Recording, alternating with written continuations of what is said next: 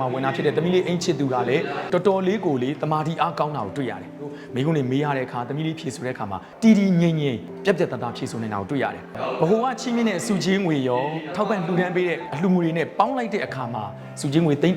အခြားသောထောက်ပံ့ဂုဏ်ပြုစုတွေဟာသမီးလေးတို့အတွက်ထိုက်တန်တာတွေထိုက်တန်တယ်ဆိုတာထက်ကိုပို့ပါ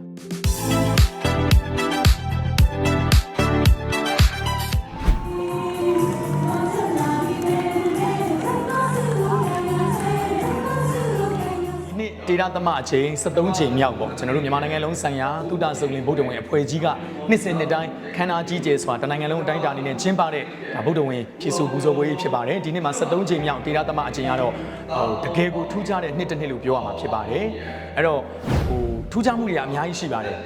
အရင်ဦးဆုံးထူးခြားတာက final ကိုပြည်နယ်တိုင်းဒေသကြီးကနေအသီးသီးတက်လာတာကနံပါတ်1 main ကလေးတွေကြီးဖြစ်နေတယ်မနစ်ကဆိုရင်ယောက်ျားလေးလည်းပါတယ်မိန်းကလေးလည်းပါတယ်ဟိုနှစ်ဒီမှာယောက်ျားလေးမိန်းကလေးအကုန်ပါကြတယ်ဒီနှစ်73ချိန်မြောက်မှာထူးထူးခြားခြား final ကိုဟိုထိတက်လာနိုင်တာကပြည်နယ်တိုင်းဒေသကြီး6ခုကိုကိုစားပြုတဲ့သမီးလေး9ဦးဖြစ်နေတယ်ဒါပထမထူးခြားချက်ဒုတိယထူးခြားချက်က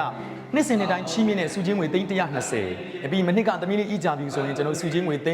210နဲ့ plus ထပ်တိုးတာပေါ့လေနော်အလူရှင်တွေသမီးလေးကိုဂုဏ်ပြုခြင်းနဲ့ပြည်သက်တွေမိတ်ဆွေတွေမိသားစုတွေအများကြီးထပ်တိုးရင်းနဲ့စုချင်းငွေအများကြီးရသွားတယ်ပေါ့ဒါပေမဲ့ဒီနှစ်ထပ်ပြီးထူးခြားတာကဘဟိုကချီးမြှင့်တဲ့စုချင်းငွေရောပြီးတော့ကျွန်တော်တို့ထောက်ပံ့လှူဒန်းပေးတဲ့ကမ္ဘောဇာပန် limited เนาะတီထောင်သူနာယကာကြီးကထပ်ပြီးတော့လှူဒန်းတဲ့အလှူငွေတွေနဲ့ပေါင်းလိုက်တဲ့အခါမှာကျွန်တော်တို့စုချင်းငွေရတဲ့3,910လောက်ဖြစ်သွားတယ်အဲ့ဒီ3,910အပြင်ကိုအခုသမီးလေးကိုဂုံပြုခြင်းလုံးလို့ဝန်နာဆုရှင်ကိုဂုံပြုခြင်းလုံးလို့မြန်မာနိုင်ငံအနေနဲ့ရက်ကဇန်တော်တန်ဃာတော်တွေအလှူရှင်တွေမိသားစုတွေအကုန်လုံးပြည်သက်တွေစုပေါင်းပြီးတော့ချီးမြှင့်တဲ့ငွေအားလုံးစုပေါင်းလိုက်တာ3,900ကျော်လောက်ဖြစ်သွားတယ်အဲ့ဒီ3,900ကျော်ကိုမှတစ်ခါကျွန်တော်တို့ကမ္ဘောဇာပန်တီထောင်သူနာယကာကြီးကနေပြီးတော့3,900ကျော်ကနေ3,100ပြည့်အောင်ထပ်ဖြည့်ပေးပါမယ်ဆိုပြီးတော့ထပ်ပြီးဆက်သွယ်လာတာပေါ့နော်အဲ့ဒီမှာကျွန်တော်တို့စုပေါင်း3,100အထိသမီးလေးကိုချီးမြှင့်နိုင်ပါတယ်တကယ့်ကိုကျွန်တော်တို့အားလုံးနဲ့ထပ်တူကိုဝမ်းသာကုန်ယူရပါတယ်ဒီနှစ်ကတော့စုချင်းငွေ3,100ရမယ်အဲ့ဒီ3,100အပြင်မနာပါတာကြီးကိုရီးယားဆရာတော်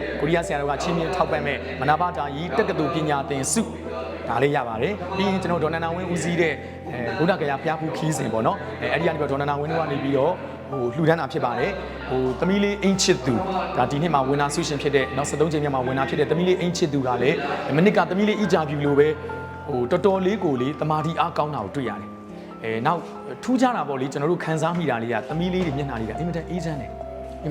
ဘာကြောင့်လဲဆိုတော့ဘာသာတရားရဲ့အဆုံးမရှိတယ်ဆရာသမားမိဘတွေရဲ့လမ်းညွှန်မှုတွေရှိတယ်မေတ္တာတက်လေးတွေကိန်းနေတယ်အဲ့ဒီအတွက်တကယ်ကိုအေးချမ်းပါတယ်အဲ့တော့မိကုန်းတွေကိုဖြေဆိုတဲ့အခါမှာလည်းပဲဒါကျွန်တော်တို့သတိထားကြည့်တဲ့လောက်ပေါ့လေနော်ကျွန်တော်တို့မိကုန်းတွေမေးရတဲ့အခါသမီးလေးဖြေဆိုတဲ့အခါမှာတကယ်ကိုတမာတိအားကောင်းနဲ့တီတီငိမ့်ငိမ့်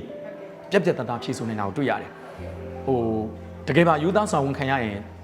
သမီးလေးတို့လိုတမာတီမျိုးသမီးတို့လိုဉာဏ်ပညာမျိုးဟာကျွန်တော်တို့ဘယ်လို့မှလိုက်မမီပါဘူးဆိုတော့တွေးဝေခြင်းမရှိဘဲနဲ့တကယ်ကိုပြက်တသားတီတီငိမ့်ငိမ့်ဖြေဆိုအောင်မြင်သွားတာဖြစ်ပါတယ်ဒါကြောင့်ဒီစုတွေဟာစုချင်းငွေ3,100အခြားသောထောက်ပံ့ဂုဏ်ပြုစုတွေဟာသမီးလေးတို့အတွက်ထိုက်တန်တာတွေထိုက်တန်တယ်ဆိုတာထက်ကိုပို့ပါတယ်နော်တကယ်ကိုကျွန်တော်တို့တနိုင်ငံလုံးကရှိတဲ့ပြည်သက်တွေနဲ့အတူသမီးလေးတို့အတွက်ဝမ်းသာဂုဏ်ယူရပါတယ်ဒါဝင်းနာဆုရှင်ကိုတင်ချီးကျူးတာမဟုတ်ပါဘူးကျွန်တော် result တွေကြီးညာတဲ့အခါမှာလည်းထည့်ပြောခဲ့ပါတယ်ဥပမာပေးရရင်ဝင်းနာဆုရှင်နဲ့ဒုတိယဆုရှင်ဟာပထမနဲ့ဒုတိယဟာရမှတ်တစ်မှတ်ပဲကွာပါတယ်ကျွန်တော်တို့အစီအစဉ်တင်ဆက်တဲ့ကျွန်တော်မိကုန်းနေမေးတဲ့ပြိုင်ပွဲစဉ်တောက်လျှောက်မှာလည်းပဲကျွန်တော်သမီးလေးတို့လည်းပြောပါတယ်ပြည်သက်တွေကိုလည်းကျွန်တော်ပြောပြပါတယ်